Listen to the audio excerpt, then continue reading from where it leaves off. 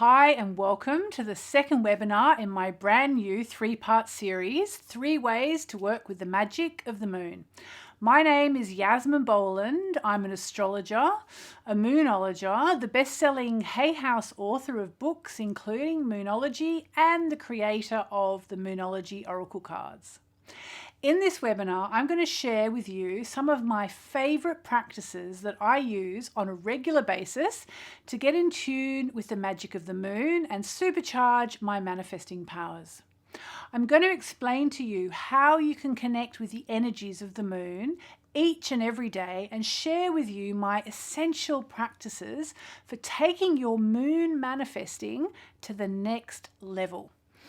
Interest in working with the magic of the moon is now off the scale compared to when I started out working with the moon about 20 years ago. It's as though women all over the world and some enlightened men are waking up to their innate powers, which I believe are inextricably linked to the magical lunar cycle. Something in us is coming back to life. We're hearing the call of the moon, and she is reminding us that we were born to create. So, I remember my own lunar awakening. I was so excited when I started to work with the moon. It was at the very start of my astrological studies. In fact, I remember in particular a road trip I took around Tasmania. That's the island state of Australia, south of the mainland. On this particular trip, I was with a very dear girlfriend of mine, Nadine. I loved the idea of showing Nadine, my friend from England, around my home territory. So I willingly agreed and we flew to Tassie and hopped in a rental car and off we went. What I remember about that trip, apart from the camaraderie of being with one of my favourite people and showing her my island home, was the fact that I started to work with the moon. So every day we would go driving and exploring, and every night we would sit in some little rented bungalow or other, normally with a view over rugged coastline, and I would do little doodles about the daily moon as we chatted about our day. I would write, for example, in Tassie under a Gemini moon, and then list some of the attributes that one would normally associate with the Gemini moon, such as communication, reading, thinking a lot, having great conversations, and so on. It was actually the first time I'd ever really started to pay attention to the moon. I also remember lying outside one of these bungalows under the dark Tasmanian night skies. There's not a lot of light pollution down there, and I was able to stare up to the heavens and look at the moon and understand her passage through the skies. It was such a wonderful time for me, and I felt my whole world opening up as I reconnected with the magic of the moon. I'd actually started to read books about the moon as well, and to get informal lessons about astrology from one of my very first astrology teachers. But at that stage, it was all still very intuitive. It's fair to say that working with the moon in the years since has completely changed my life. I connected with the moon, but then it wasn't until a few years later, when life had dealt me what felt like a pretty rough hand in the form of a cheating boyfriend, that I resumed my moon studies in earnest. It was honestly one of the most difficult times of my life. And to be honest, I spent the first couple of weeks just sitting on the couch, staring at the ceiling and feeling extremely miserable as I processed everything I'd been through.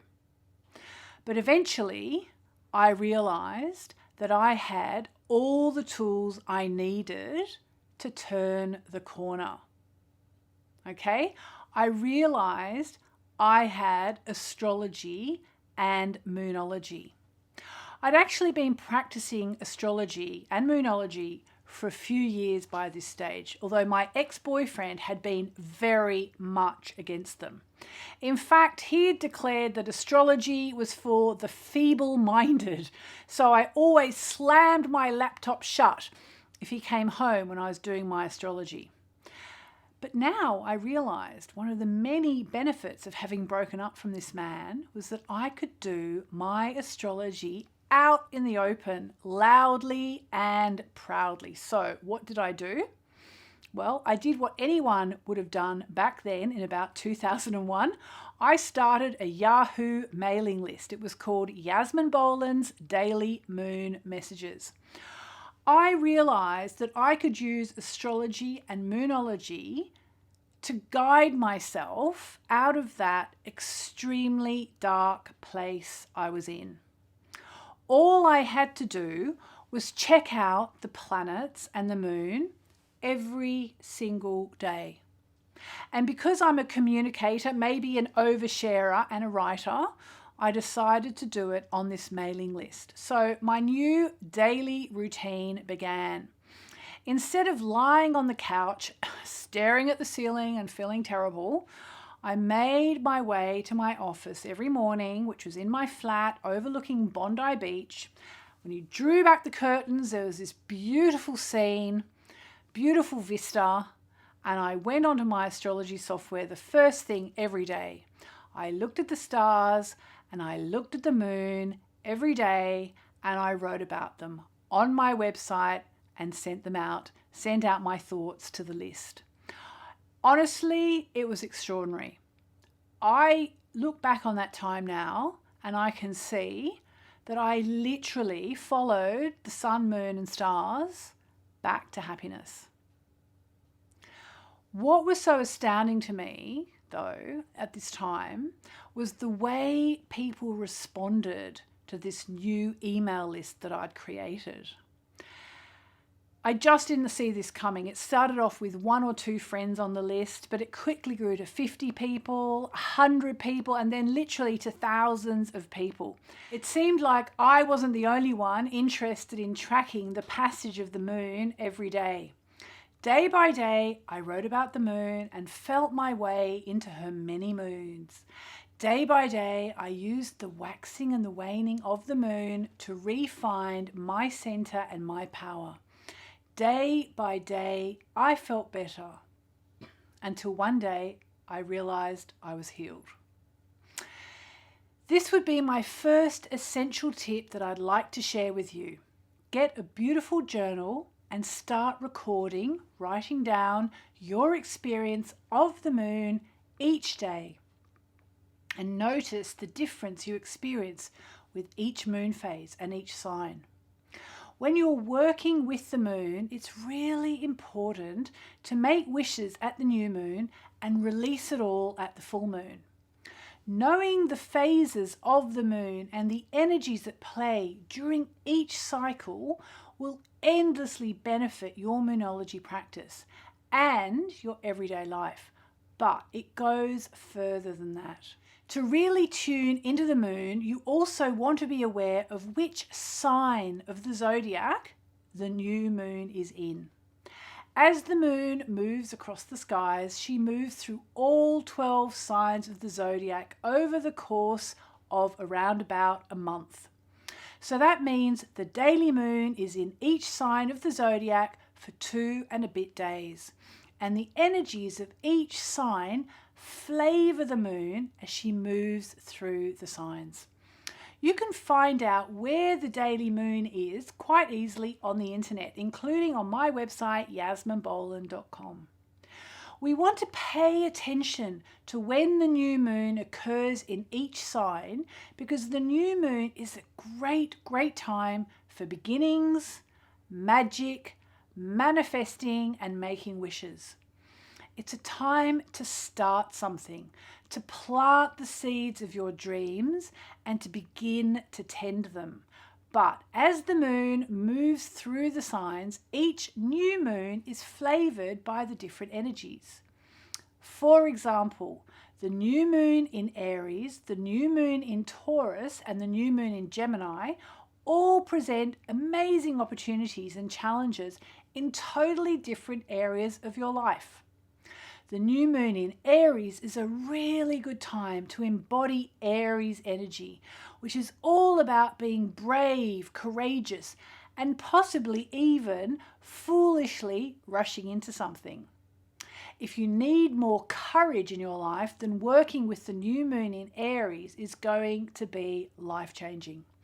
On the other hand, the new moon in Taurus is brilliant for working on your finances. And the new moon in Gemini is perfect if you need to improve your communication skills. Here's the top line on the new moons in the other signs of the zodiac. Use the new moon in Cancer when you want to work on things in your home life. The new moon in Leo when you want to be creative. The new moon in Virgo for getting organised. The new moon in Libra to work on your love life. The new moon in Scorpio to work on your sex life. The new moon in Sagittarius when you want to work on manifesting travel and study, and when you need to count your blessings to attract more blessings. The new moon in Capricorn when you want to advance your career. The new moon in Aquarius when you want to improve your social life, and the new moon in Pisces when you want to connect on a more spiritual level to the cosmos. You can also use the daily moon if you want to work on any of these areas too. So, for example, if the daily moon is in Aries, which it is once a month, then it's a really good time to focus on having courage. When the daily moon is in Taurus, just like when the new moon is in Taurus, it's really good time to focus on your cash, property, and possessions. When you're working on manifesting your wishes, hold the vision of what it is that you want in your head for at least 68 seconds to help your visions start to manifest.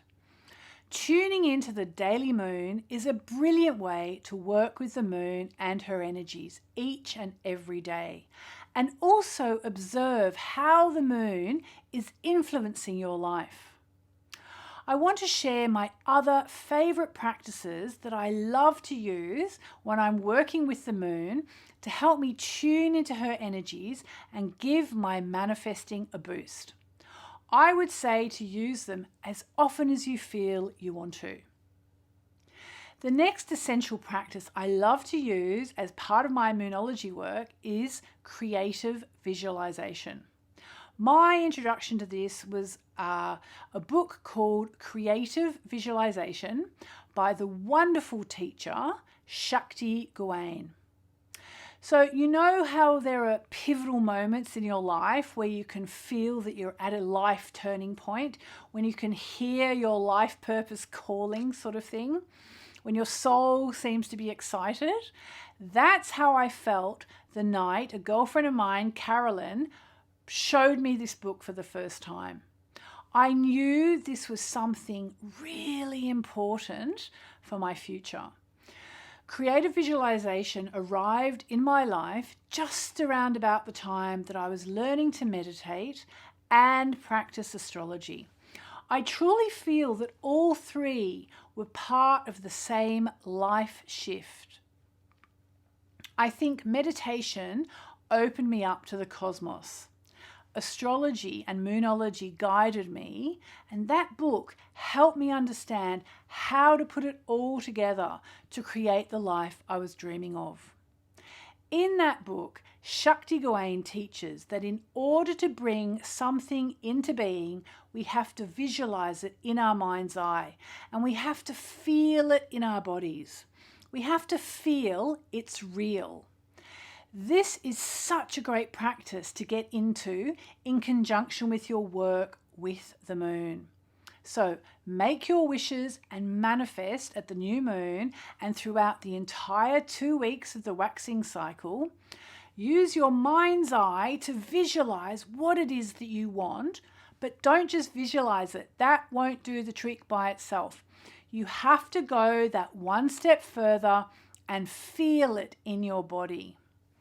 When you're working with the moon, visualize what you want and keep that idea in your mind for at least 68 seconds.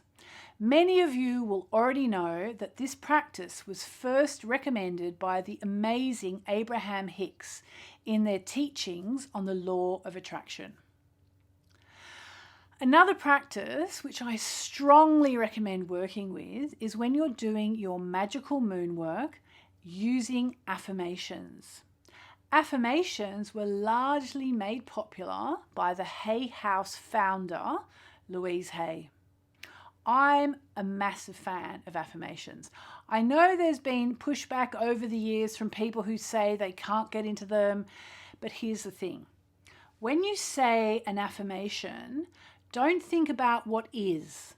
Think about what you're saying and how it makes you feel.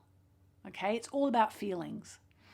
New York metaphysician Florence Scovel Shinn, who wrote The Game of Life and How to Play It, created a wonderful affirmation that you might want to do if you want to attract more money.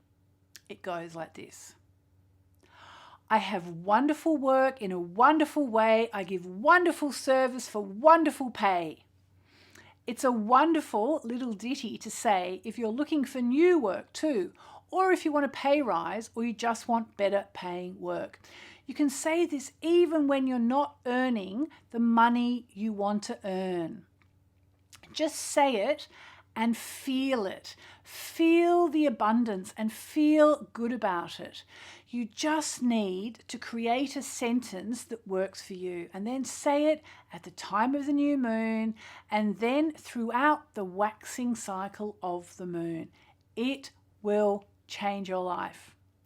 If you're working on something in particular, like your finances, for example, as well as saying your affirmation during the new moon and during the waxing cycle, say it also when the daily moon is in the sign associated with whatever you're manifesting. So, for example, in the case of cash, it would be when the moon is in the sign of Taurus, which it is once a month. Another of my favorite ways to connect with the magic of the moon is to hold a moon party. I used to do these back in the days when I was first learning about all this stuff. In fact, I would go around to my friend Carolyn's house nearly every new moon, armed with a box of coloured pens and reams of A4 paper. We would draw a noughts and crosses style grid on the paper and then put a single word in each square, such as love, finances, travel, or whatever. And then we would do a little drawing about whatever it is that we were wanting to manifest in our lives. This is really a wonderful new moon practice to do with friends. It's fun and it's really simple. The idea is that what you're doing as you draw those little images is you're focusing mentally on whatever it is that you want.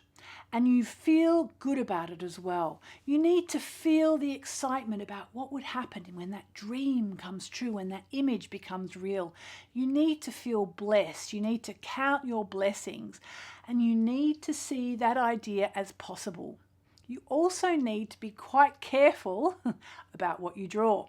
At one of these parties with Carolyn, I drew a picture of someone who I thought looked pretty great, apart from he had a rather moon-like face. It was actually a new moon and I was wishing for love. Not much later, I met a guy at a party. He asked me out on a date and I went. It wasn't until I got a proper look at him on this date that I realized that he had a complete moon face. It was as though my picture had absolutely manifested 100%. You can do these parties with more than just one friend. People write to me about their moon parties and even send me photos of themselves, gathered together, making their wishes or doing their full moon forgiveness rituals.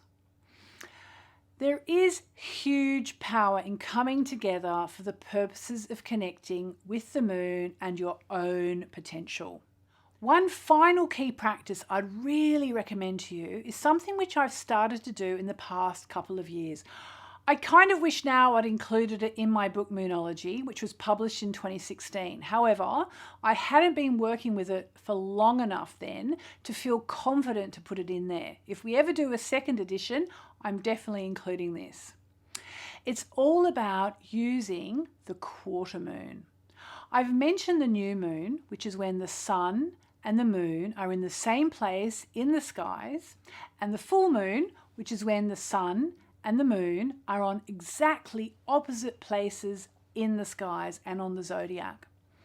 Now, the quarter moon is the time halfway between the new moon and the full moon. It's actually a bit of a strange name, really, the quarter moon, because in fact, when you see it, it's when the moon looks like a half moon. We have 2 quarter moons in a lunar cycle. Halfway between the new and the full moon during the waxing cycle, we get the first quarter moon. And then 2 weeks later, halfway between the full moon and the new moon, during the waning cycle, we get what's called the third quarter moon. Both of these times are actually likely to be slightly tumultuous. Astrologically, what's happening is the moon is making a hard right angle to the sun. Okay? It can bring up upsets, dramas, and mini crises. All the better to work through, right? So here's how I recommend using Moonology at the time of the quarter moon. Go outside, look at the moon, breathe in the moonlight. Moonlight is so good for you. Remember, the sun is yang and the moon is yin. And when they're combined in the form of moonlight, you're actually getting masculine and feminine energy pouring all over you. There are actually scientific studies coming through now which show that the animal kingdom responds to moonlight. I think there's every reason to believe that humans respond to moonlight as well. I also think it's just good for us to moonbathe. It feels good, and anything which makes us feel good is good for us and is going to boost our manifesting. So get out there and enjoy the moonlight as often as you can, but make a particular point of doing it at the quarter moons. And what do you do out there in the moonlight once you've soaked it all in? Okay, well, first of all, do a little gratitude practice if it's quarter moon. Gratitude practices can be incredibly simple but extraordinarily powerful. I often use the following ceremony to help me enter a state of gratitude. Okay, so step 1. Take a moment to think of at least 3 people, places or situations or things for which you are really grateful. Feel gratitude. Really feel it in your heart. Step 2. Write a list of who or what you're grateful for. And then 3, very simple, burn that list. Finally, step 4, if it feels right for you, say this incantation. I know that I am blessed and I live my life within that knowing. The moon is an absolutely wonderful cosmic timer, and one of the best ways to use it is to go into your heart and feel gratitude for all the good in your life every time you get a quarter moon. It actually makes sense in terms of the overall moonology practices I teach. It's really important to feel grateful as often as you can. But just in case you forget, when you're working towards your goals in the waxing cycle, stop halfway and take some time to feel grateful for all the good in your life. And then after the full moon, even if things haven't yet worked out exactly as you want them to, even if things feel a little bit tumultuous, take time at the third quarter moon to once again get in touch with all that you're grateful for. Gratitude really is one of the hidden secrets of manifesting. Going back to the law of attraction, when you're in a state of gratitude, you attract even more things to be grateful for. Feeling gratitude increases your vibration. It raises your vibration. So you'll feel happier and more joyful. And in turn, these wonderful energies will attract even more positivity into your life. But it doesn't stop there. Gratitude can help you release your ego, okay? And therefore move you out of your comfort zone as well. The higher your vibration and the clearer your intentions, the more effectively you'll be able to manifest. I've been going to a particular ashram in India for the past 15 years or so. One of my favorite comments from my teacher there is this: the secret is to know you are blessed and to live your life within that knowing. I love that comment for so many reasons. One reason I love it is because it starts with the word "the secret," like the book, which was so popular a few years ago, but which really only told half of the story. It's like my teacher is taking that book and saying, here's the real secret. But more than that, I love the idea that my traditional Hindu teacher in India, who I'm pretty sure hasn't read or even heard about The Secret or Abraham Hicks, independently teaches us that the secret is to know we are blessed and to live our lives within that knowing, just like so many Western New Age teachers teach. It's life-changing. There's even a Bible-based affirmation about this. If you're into that kind of thing, look no further than Jesus' comments in Mark 11:24. All things for which you pray and ask, believe you have received them, and they will be granted to you. Knowing that you are blessed and believing in your own blessings basically means being grateful for all the good in your life and knowing that you have things to be grateful for. Being grateful isn't always easy. I always remember a girlfriend of mine who broke up with her boyfriend and was terribly upset about it very publicly on Facebook. She was quite clearly devastated, and in the weeks that followed, she posted lots of very traumatized posts. After she eventually turned the first corner though, she started posting about what she was grateful for every day. She knew it was going to be healing for her to do this. Sometimes she was so miserable that the only things she could think of to be grateful for was the fact that she was still alive and breathing. She later told me that it was her gratitude practice that saved her. I love the idea of working with gratitude, particularly at the first and third quarter moons, because sadly, it's too easy to forget to be grateful. We're all rushing around and thinking about all our problems and putting out fires. But if you add this mini little gratitude practice into your moonology practices, it will change your life. So I hope you try some of my favorite ways to connect with the moon, and do just take the time to sit under the moonlight. If you're a parent, I strongly advise you to get your kids to come out with you and help them to start to enjoy the silence of the moonlight. It's truly such a wonderful gift to give them.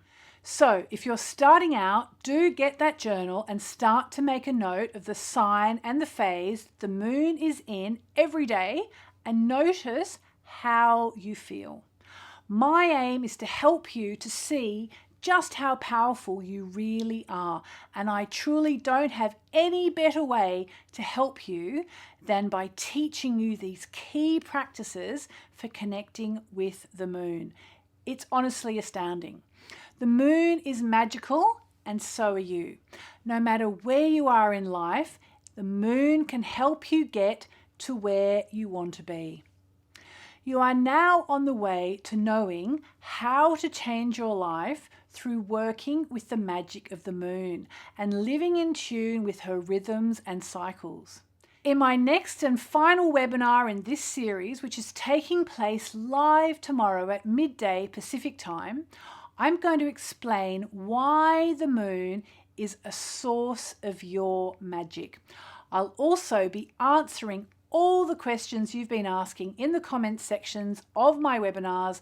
So if you have a question about how you can start to work with the magic of the moon, please leave me a comment below. There's also a super exciting announcement I'll be making, plus I'll be revealing details of how to enter an exclusive competition to win an online Moonology reading with me. So you can start mapping out how to make 2021 your best year yet. I really hope to see you there.